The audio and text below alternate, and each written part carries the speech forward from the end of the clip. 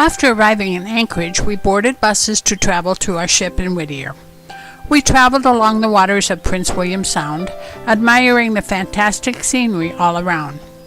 Shielded from the Gulf of Alaska by a string of islands, the protected waters of Prince William Sound hold dozens of glaciers. Massive tidewater glaciers roll down to the water. With a crack, a rumble, and a splash, massive bergs calve from the ice and throw up huge clouds of spray. Boasting more tidewater glaciers than anywhere else in North America, this gorgeous deepwater sound is home to a host of rich marine and wildlife. High up on the mountain, we spotted some mountain goats. They inhabit rugged, mountainous habitats of the coastal regions of southeast Alaska. Mountain goats are sure-footed climbers and have specially adapted hooves for climbing in rough, slippery terrain. They are among the most charismatic species and inhabit one of the most spectacular landscapes on Earth. We made a stop at the picturesque Portage Glacier.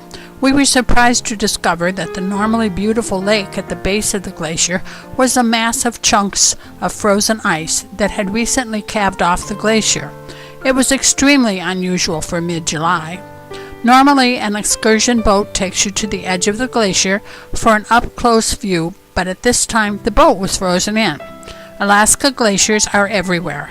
Alaska has the nation's greatest concentration of glaciers. Approximately 100,000 of them cover nearly 30,000 square miles.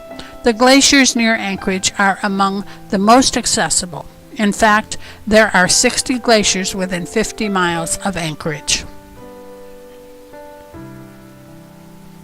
We continued our journey down to Whittier, passing more beautiful scenery. We boarded our ship and set sail. Our overnight trip was quite rough, crossing the Gulf of Alaska.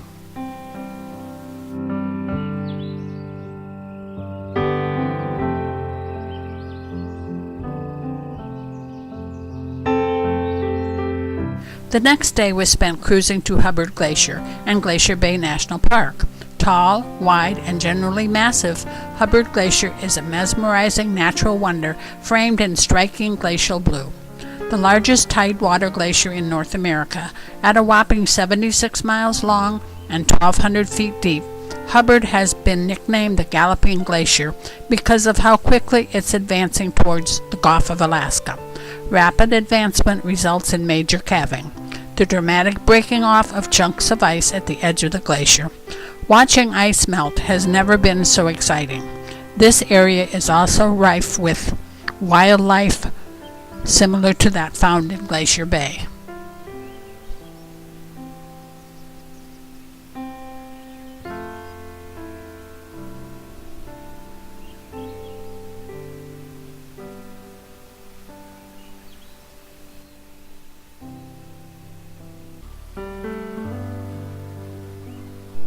Glacier Bay consists of many glaciers. Sailing Glacier Bay takes several hours and is an iconic Alaska cruise experience. Glacier Bay and National Park and Preserve contains some of the world's most impressive tidewater glaciers. The bay has experienced at least 4 major glacial advances and 4 major retreats and serves as an outdoor research laboratory. Mountains rise right out of the tidewater up to 3 vertical miles.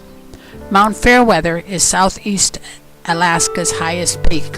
The dramatic variety of plant communities ranges from barren terrain just recovering from glacial retreat to lush temperate rainforest.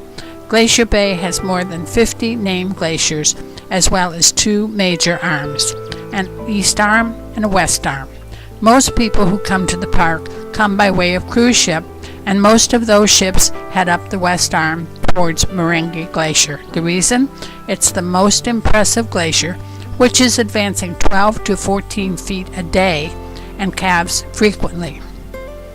You will often see eagles and seals hauled out on the ice chunks, soaking up a little sunshine.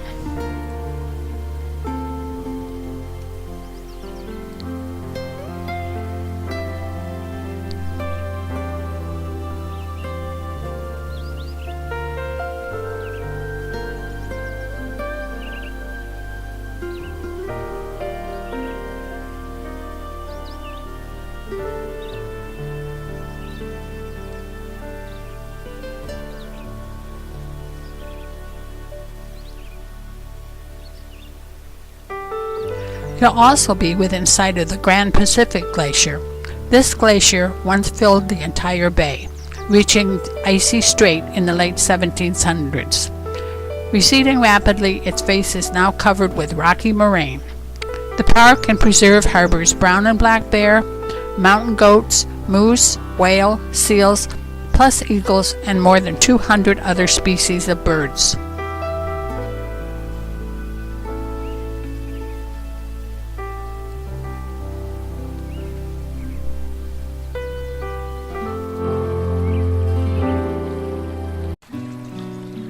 A colorful history, scant rain, and a lot of cruise ships make Skagway one of the most interesting and popular towns to visit in the Inside Passage. Skagway rarely disappoints visitors. A 7-block corridor along Broadway features historic false front shops and restaurants, wooden sidewalks, locals in period costumes, and restored buildings.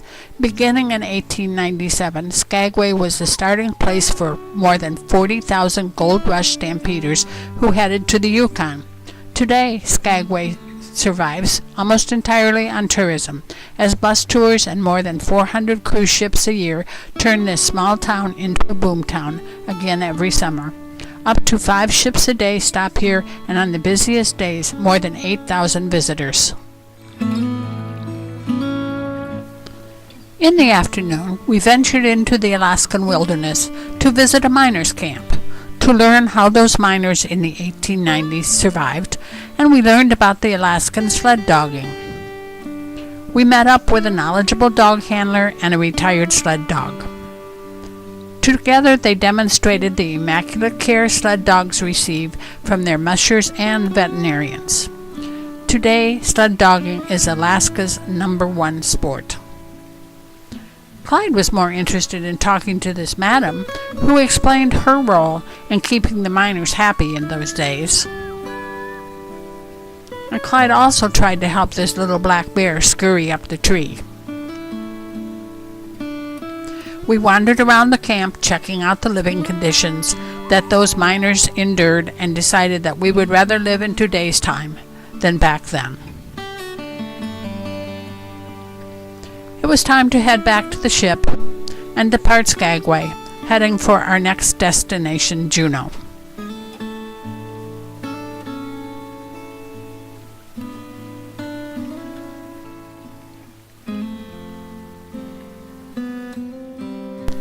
Upon arrival in Juneau, we were off for the helicopter tour of Mendenhall Glacier. As we made our way over the snow-capped mountains, we could see our first glimpse of the Mendenhall Glacier from the air. A hanging glacier was pointed out to us as we flew over. It looked like it would fall off the mountain any second.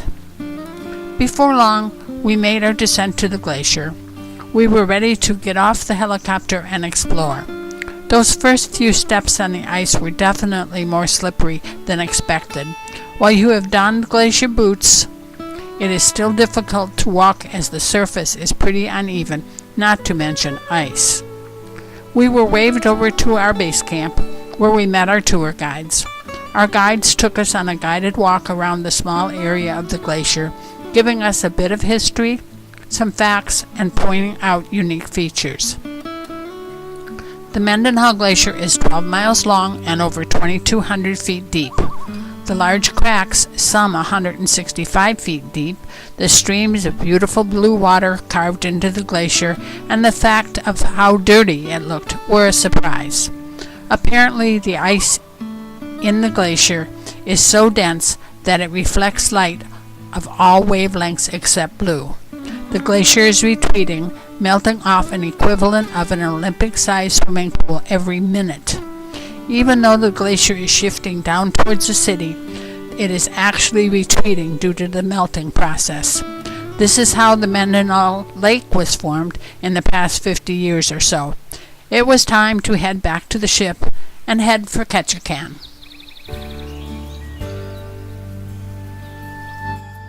The picturesque town of Ketchikan is surrounded by several fresh waterways of the Inside Passage.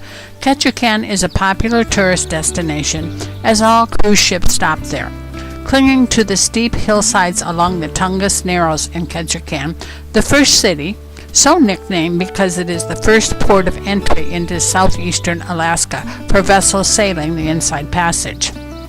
It is a linear waterfront city with much of its business district suspended on pilings above the water, and many of the homes perched on cliffs and reached by wooden stairways or narrow winding board streets. Over the years, the business district has stretched out, earning the town the description as being 5 miles long and 2 blocks wide. The fishing and lumber are the main industries in Ketchikan, with tourism playing an important role. Two areas that are found showing off the heritage of Ketchikan are the totem poles of the Tlingits Indians and Creek Street. Creek Street is the famous red light district where ladies plied their trade over half-century until 1954. Taking a little break from shopping, Mary and I sat down with a couple of the locals for a short rest. And while I went shopping in one of the shops, Mary found another local to chat with.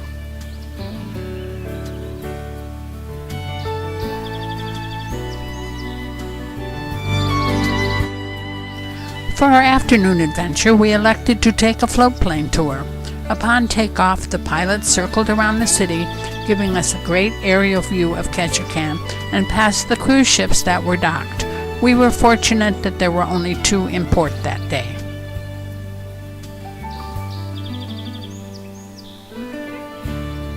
Our destination was Southeast Alaska's Misty Fjords National Monument, 40 miles to the east. It is just a short flight from Ketchikan, allowing unbeatable access to this pristine wilderness area by a seaplane. We soared above the majestic work of nature with this unique personalized tour from the air. 3,000-foot granite walls that are fractured by time and scoured by glaciers thousands of years ago plunge thousands of feet into deep fjords. The misted mountains lift snowfields and wildflowers above the tree line. Forests of cedar, spruce, and hemlock trees blanket vertical slopes, and waterfalls cascade out of the rock clefts and disappear into the forest slopes. The lush mountain tops covered with ancient green trees clinging to the steep slopes, while high valleys cradle picturesque lakes.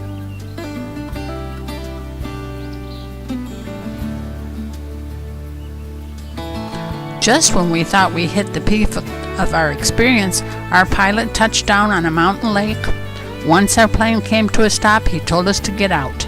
At first we were a little shocked, but then we realized that he wanted us to exit and stand on the pontoon so that we could experience the colossal beauty with all of our senses.